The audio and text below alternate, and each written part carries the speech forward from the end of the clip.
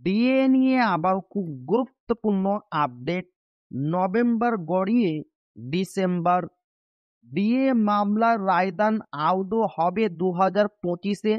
November নিয়ে সরকারি কর্মীদের মনে আশা থাকলেও সেই আশায় জল।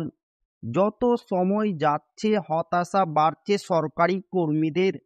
বহু বছরের আইনি লড়াই শেষে ডিএ মামলার শুনানি শেষ হয়েছে, রায়দান হয়নি এখনো। কবে ডিএ মামলার রায়দান হবে, এই প্রশ্নই এখন রাজ্যের লক্ষ লক্ষ সরকারি কর্মচারীদের মনে। ডিএ মামলার শুনানির শেষে রাজ্য সরকারি কর্মচারীদের সংগঠন কনফেডারেশন অফ স্টেট গভর্নমেন্ট এমপ্লয়িজের আইনজীবী বিকাশ রঞ্জন ভট্টাচার্য বলেছিলেন, 2025 সালের মধ্যেই রায়দান হলে সন্তুষ্ট থাকব।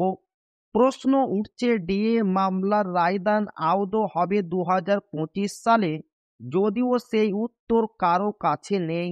এদিকে সম্প্রতি এক সাক্ষাৎকারে কনফেডারেশন অফ স্টেট গভর্নমেন্ট এমপ্লয়িজের সাধারণ সম্পাদক মলয় মুখোপাধ্যায় বলেন, সত্যি বলতে কর্মচারী সমাজ, শিক্ষক সমাজ, অবসরপ্রাপ্ত কর্মচারী সমাজ সবাই ডিএর বিষয়টা জানতে চাইছে এবং আমরা একটা অনুমান করেছিলাম যে এই নভেম্বরের শেষ সপ্তাহে অন্তত ডিএ মামলার রায় সামনে আসবে। প্রথম সপ্তাহ, দ্বিতীয় সপ্তাহ আসাটা দীর্ঘদিন ধরে, এখনো সুপ্রিম কোর্ট থেকে কোনো উত্তর আমরা পাইনি।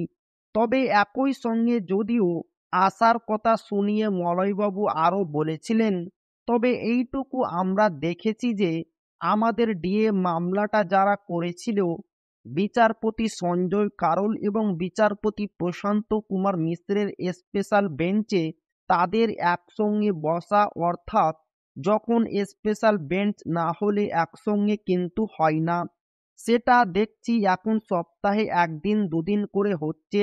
ডিএ মামলাটা থাকলে পরে এখনো সাপ্লিমেন্টারি লিস্টে সেটা থাকবে বলে আমাদের মনে হয় না।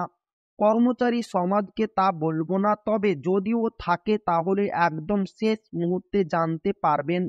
তো এই ছিল ডিএ নিয়ে খুব গুরুত্বপূর্ণ আপডেট যা আপনাদের মাঝে শেয়ার করলাম। তো ভিডিওটি ভালো লাগলে অবশ্যই আপনার বন্ধুদের শেয়ার করবেন যাতে তাদের উপকার হয়। আর আপনি যদি এখনো আমাদের চ্যানেলকে সাবস্ক্রাইব না করে থাকেন তো অবশ্যই চ্যানেলকে সাবস্ক্রাইব করবেন এবং আমাদের পাশে থাকবেন। তো আবারও দেখা হবে ডিএ রিলেটেড খুব গুরুত্বপূর্ণ ভিডিওতে।